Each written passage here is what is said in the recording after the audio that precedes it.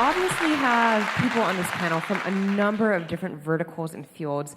So my questions are probably going to be a little bit more directed to specific individuals, but to the extent that you would also like to answer the question for your specific vertical, feel free to jump in afterwards. Jordan, I'm going to start with you because you work in the field of smart contracts, and that is near and dear to my heart.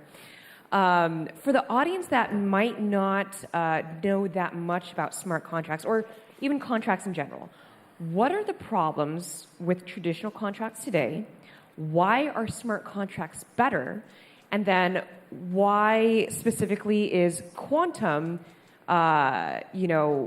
innovating in the smart contract field, given that, there's already some smart contract infrastructure out there today? Like, what are you doing to improve smart contracts specifically? Yeah. So basically, the big problem with traditional contracts is once you leave the country and you're dealing with like international law, you start having a lot of problems of like just being unable to enforce your contracts. And also there's like some other aspects as well, like, having to go through the entire process of hiring a lawyer, things like that. And, having to, but anyway, so smart contracts are basically code that runs on the decentralized computer that is the blockchain. And basically there is, like, the idea is basically that there doesn't have to be some third party that makes the decision. It's written in the code, so you could have like for example, like if the stock price of Apple goes to whatever, then release this money, and that can happen automatically rather than, relying on someone to basically initiate that and to make it happen. So the big problem with smart contracts is that that code is, for the most part, immutable once you deploy it. So you can't change it.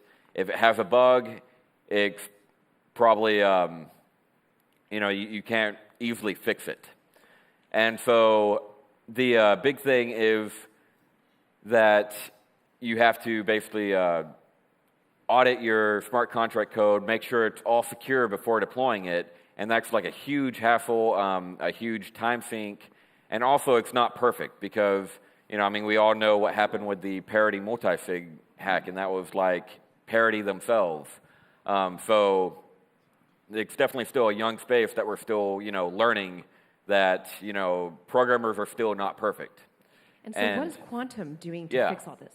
So for Qtum, with the new virtual machine that we're creating, we basically want to enable you to use older tooling that is established, that there are actually like formal verification tools for, so you can actually prove mathematically that this code does what I actually think it does, and there's no holes left in it.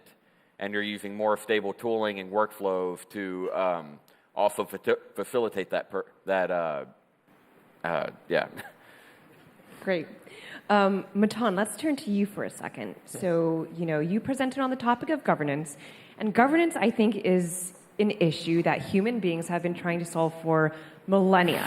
So my question to you is, to the extent that you're decentralizing governance, how do you incentivize for good governance as opposed to, well, I don't know, let me sit here and vote and earn tokens or whatever? Well, firstly, you need to define what you mean by good governance. So yeah, let's define it. Right. So so firstly, you want to have. So before even good governance, I think there is a much previous bottleneck, which is scalable governance. So right now, there is any governance system existing cannot scale up the number of decisions effectively that it makes in a certain period of time. So firstly, I would say that the good governance is I call it super scalable governance, is a governance system that is when you grow the organization can make more and more decisions super linearly. So that's one definition of a good governance. Another definition of good governance is that it's resilient to faulty behavior. So, for example, there is no objective good. So I would say that a governance system, if all agents in the system are able to look at the decision and make an opinion, then I would say that That's the truth of the DAO. That's the basically decision of the DAO. And then a resilient decision-making system will be a system that on one hand can scale up the number of decisions, but then at the same time make sure that each and every decision is aligned with the truth of the DAO, with what the DAO will produce if everyone will be able to make an opinion. So yeah, it's not an objective good, but at least it's a scalable and resilient governance system. Fantastic. Jarrod, I want to turn to you for a second because you come from the traditional publishing industry. So what you're doing here, I think, is it's something, you know, there's so much content out there today, and yet how we manage it, how we, I don't know, attribute all of those types of things, how we license, it's not working out so well today.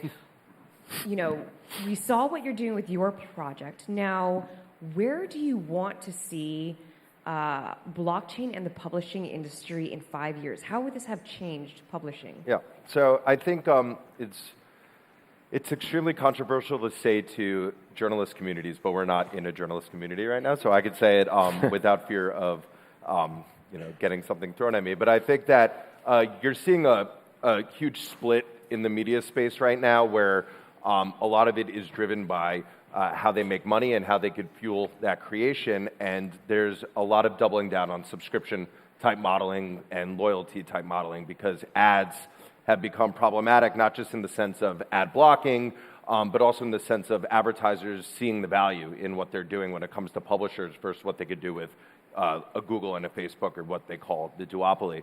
So what I think happens and what we're looking to do in a very benevolent way is to really start to figure out how we could start driving more dollars in value back to creators and empowering creators to really think about where they could put content that's most beneficial to them. So I guess to directly answer your question, I think you're going to see a split in media towards the companies that are able to sustain on a subscription model and not just rely on advertising. So the Netflix, the Hulus, the Post, right, and New York Times and others that have a strong base community paying for that content will go in one area.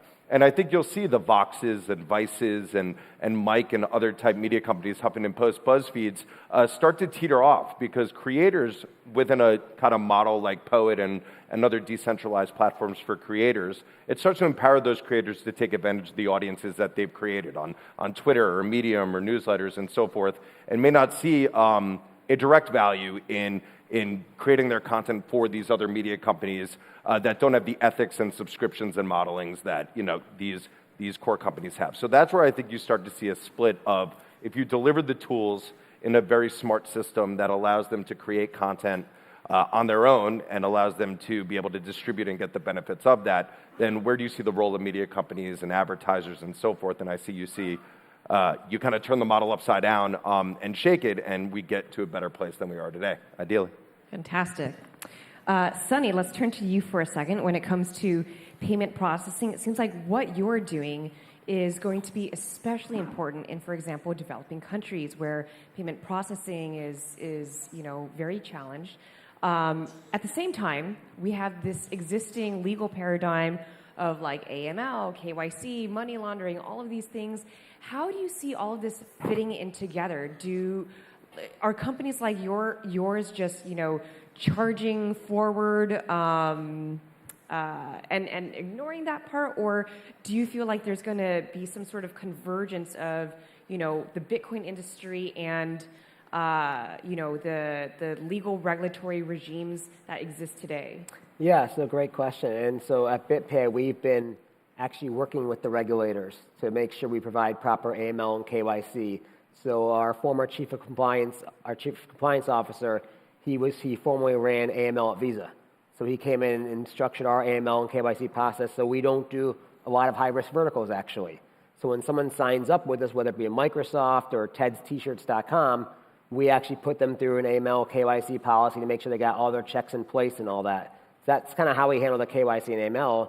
On the developing country side, you know, Bitcoin is great because now TEDstshirts.com can start getting payments from Brazil, India, China, Argentina, where normally people in those countries might not have credit cards, and even if they did, the merchant here in America wouldn't accept those credit cards anyways. So now you turn on Bitcoin one time, implement us, and it turns on the whole world for all the people can start buying at their store now.